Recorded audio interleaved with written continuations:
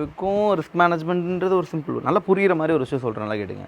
எதனால் நான் அடிக்கடி ரிஸ்க் மேனேஜ்மெண்ட் பற்றி மறுபடியும் சொல்கிறேன் அப்படின்னா, it's very very important. Risk management எதனால் இம்பார்ட்டன்ட் நான் சொல்கிறேன். நீங்கள் ஒரு ட்ரேட் எடுக்கிறீங்க, எனக்கு ரொம்ப நல்லா ட்ரேட் தெரியும், பக்காவாக பண்ண முடியும், நான் சொல்கிற மாதிரி தான் மார்க்கெட்டே ரன் ஆகும் அப்படி கூட திங்க் பண்ணாலும், உங்களுக்கு நான் சொல்கிற மாதிரி தான் மார்க்கெட் ரன் ஆகும் அப்படின்னு நீங்கள் கான்ஃபிடெண்ட்டாக இருந்தாலும், ரிஸ்க் மேனேஜ்மெண்ட் உங்களுக்கு தெரியலைன்னா உங்களுடைய கேபிட்டல் 0 ஆகிடும். எந்த அளவுக்கு ரிஸ்க் மேனேஜ்மெண்ட் முக்கியம் தெரியுமா?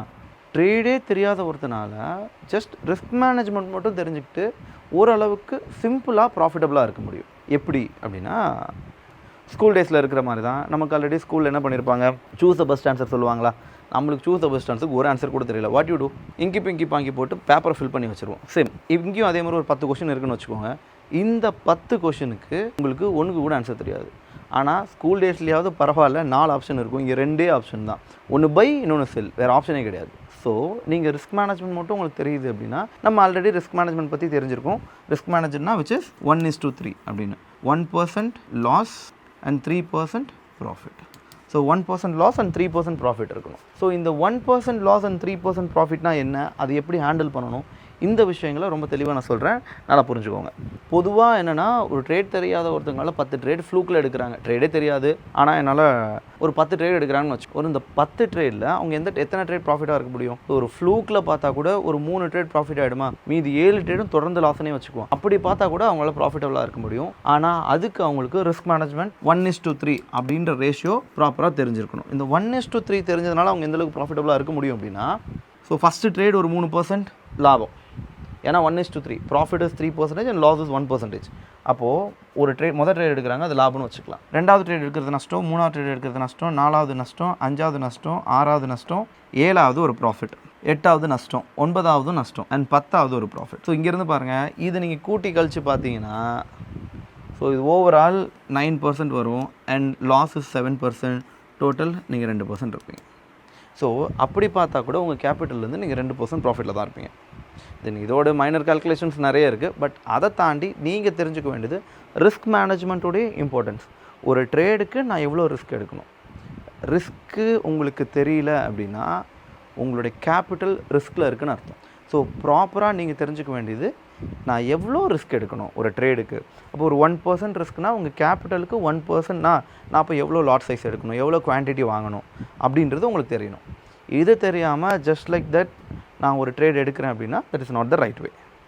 ஸோ பேசிக்காக ரிஸ்க் மேனேஜ்மெண்ட்டுன்றது இதுதான். ஸோ ஓவரால் ரிஸ்க் மேனேஜ்மெண்ட்டுன்றது என்னென்னு கேட்டால் 1:3.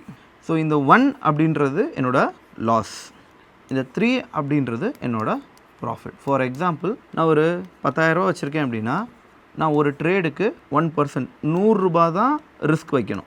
சாரி, அப்போ நான் 10,000 வச்சுருக்கேன் அப்படின்னா, ஒரு ட்ரேடுக்கு நான் இப்போ ஒரு 10,000 தான் வச்சுருக்கேன் அப்படின்னா, நான் ஒரு ட்ரேடுக்கு 1% ரிஸ்க் வைக்கிறேன் அப்படின்னா 100 ரூபா தான் என்னோடய ரிஸ்க். இதே இங்கே நான் ஒரு 3% ரிஸ்க் வைக்கிறேன் அப்படின்னா 300 ருபீஸ்.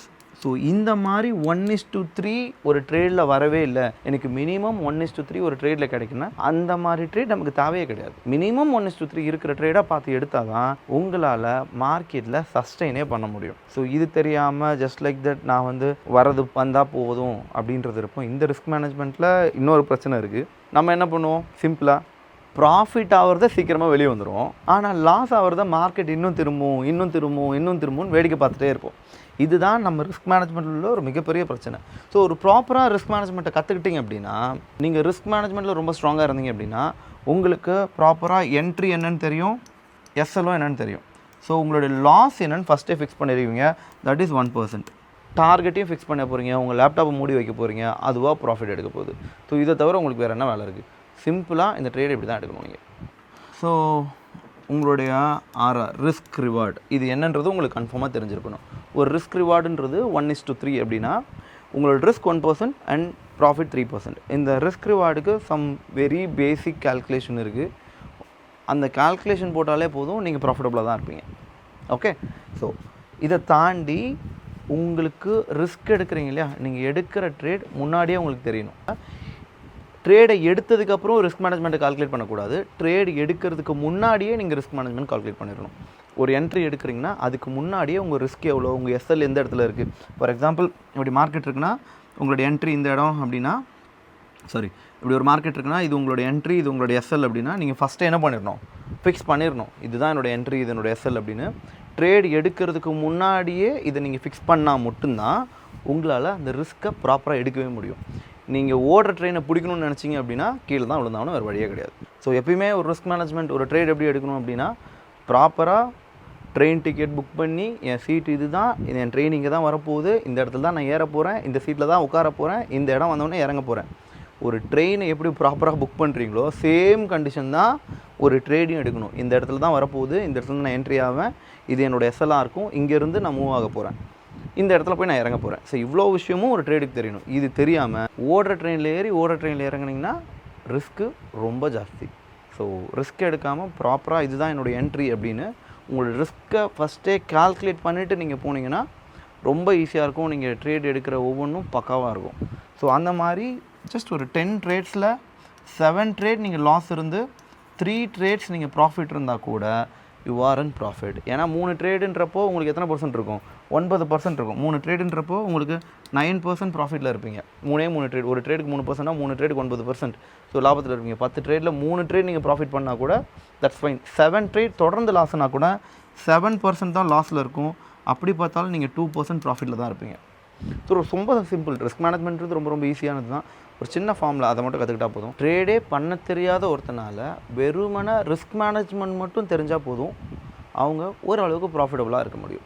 பட் அந்த ரிஸ்க் மேனேஜ்மெண்ட் தெரியல அப்படின்னா எனக்கு நல்லா ட்ரேட் பண்ண தெரிஞ்சாலும் ப்ராஃபிட்டபுளாக இருக்க முடியாது. ரிஸ்க் மேனேஜ்மெண்ட் தெரிஞ்சதுன்னா உங்களுக்கு சர்வைவ் பண்ண மார்க்கெட்டில் இடம் இருக்குது. ரிஸ்க் மேனேஜ்மெண்ட் தெரியல அப்படின்னா சர்வைவிங்கே இங்கே வேலை இல்லை. மொதல் ட்ரேட்லேயே வாஷ் அவுட் ஆகி வெளியாகிடுவீங்க.